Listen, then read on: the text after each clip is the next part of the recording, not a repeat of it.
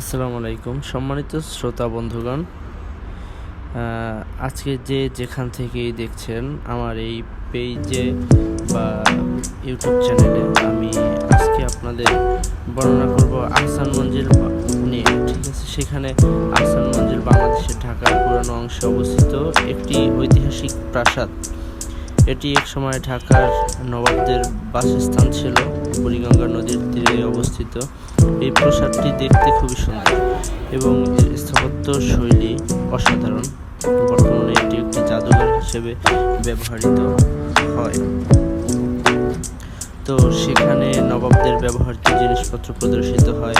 আপনি আহসান মঞ্জিলে যদি কখনো না গিয়ে থাকেন, তো সেক্ষেত্রে আপনি আহসান মঞ্জিলটা যে আসলে এত সুন্দর এবং প্রাচীন নবাবদের যে স্মৃতিচারণ, যেটার ভিতর দিয়ে আমাদের বাংলাদেশের বৈচিত্র্যকে কতটা সৌন্দর্যকে দর্শনার্থীদের জন্য অনুপ্রাণিত করেছে, এটা আপনি না গেলে হয়তো বা বুঝতে পারবেন না। তো যাই হোক, আমি সেখানে গিয়েছি, আমার বন্ধু বান্ধব ছিল। যদিও জায়গাটা আপনার একটি সংরক্ষিত এরিয়া, এখানে ভিডিও বা ছবি তোলা নিষেধ। তারপরও যতটুকু সম্ভব হয়েছে আপনাদেরকে দেখানো বা আপনাদের জানার প্রয়োজনে আমি যতটুকু পারছি আমি ভিডিও ধারণ করছি। এটা হলো আহসান মঞ্জিলের যে পুরা প্রাসাদের যে চিত্রটা, এটা আর কি ছোট একটা ইসের ভিতরে, ছবিদের ভিতরে তুলে ধরছে ওরা। তো এখন আমরা দেখতে পাচ্ছি একটা শোকেস, এটার ভিতরে তাদের আসবাবপত্র আছে। এখানে আবার ওই যে যারা পাহাড়দার ছিল তাদের কিছু ছবি আছে। এছাড়াও অনেক কিছু এখানে আছে যেগুলো আপনারা না গেলে হয়তো বা সামনে থেকে বোঝা যায় না, বা ফোনের ক্যামেরায় সব কিছু এভাবে তোলা যায়। যাই হোক, আমি আসলে এর আগে কখনো ভয়েস কভার করি নাই, তো যার জন্য সমস্যা হচ্ছে। তো আমার ইচ্ছা আর কি, দেশ বিদেশ ঘোরার খুব শখ। আসলে মানুষের ভিডিওর ভিতরে আসলে অনেক কিছু দেখা যায় না বা জানা যায় না, যেটা আপনি একদম কাছে গেলে সম্মুখ সারিতে এসে দেখতে পারবেন। এখানে আমরা ছিলাম, আমার অফিসের অনেক লোকজন ছিল, 4-5 জন ছিল, যে যার মতো করে ঘুরছি আমরা। সবচেয়ে মজার ব্যাপার হলো এটার পরিবেশটা, আপনি যদি 3টা-4টার দিকে যান, তো সেক্ষেত্রে আপনি অনেক কিছু দেখতে পারবেন। অন্ধকারে হয়তো একটা টাইম আছে, 8টার পরে অফ থাকে।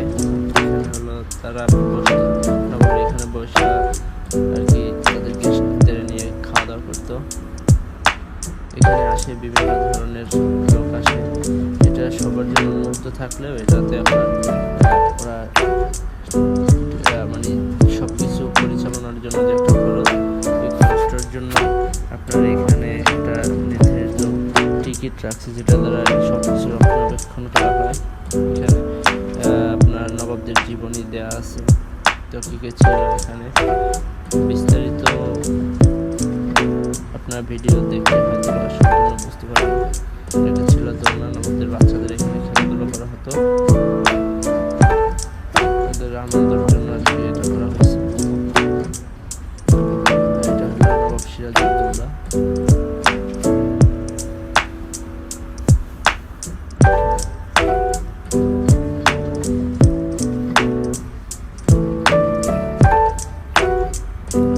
পুরো ভিডিওতে যদিও ভয়েস দেওয়া সম্ভব না, তারপর যাদের আহসান হয়তো দূরে থাকেন, পটুয়াখালীতে, যশোর, রাজশাহী, অনেকে শুনছেন বা বইতে দেখছেন, সরাসরি আসতে পারে না, সময়ের অভাবে আসতে পারে না। এটা হলো তাদের অস্ত্র পাচারের যে ব্যাপারটা, অসুস্থ হলে তাদের যে অপারেশনের যে জিনিসপত্র ব্যবহার হইতো, এগুলো হলো এটা। আর এখানে নবাবদের যে একটা বড় সংগঠন ছিল, সেই সংগঠনের সবাই এই ছবির ভিতরে আছে। এখানে প্রতিটা ছবিদের সামনে আপনার একটা করে নাম্বার দেওয়া আছে, মানে তাদের নাম সহ অ্যাড্রেস, যাতে মানুষ প্রাচীন জিনিস তো অনেক কিছুই ধরেন আমরা এগুলো নাম জানি না, যার জন্য মানুষের জানার জন্য সবুজগুলোর উপরে আলাদা আলাদা করে নাম দিয়ে রাখছে, যাতে আমরা এগুলো খুব সহজে বুঝতে পারি বা নামটা জানতে পারি। এটা ভারত মুসলিম লীগের যে আপনার শুরুকাল সেটা এখানে আর কি দেয়া আছে। এটা দ্বিতীয় তলায় আসছি হয়তো আমরা। দ্বিতীয় তলায় আপনার উপরে বড় একটা হল আছে, যেখানে নবাব যারা যারা ছিল এখানে নেতৃত্বে ছিল তাদের সবার ছবি দেওয়া আছে। সবচেয়ে মজার ব্যাপার হলো এখানে গিয়ে আমি যতটুকু না বাস্তব অভিজ্ঞতা হয়েছে তার চেয়ে সবচেয়ে বড় যে পাওয়াটা ছিল সেটা হলো যে নতুন কিছু দেখা, পুস্তকের থেকে বাস্তবমুখী যে শিক্ষাটা আসলে উচিত সবারই ঘুরে ঘুরে দেখা উচিত, কারণ মানুষের জীবনে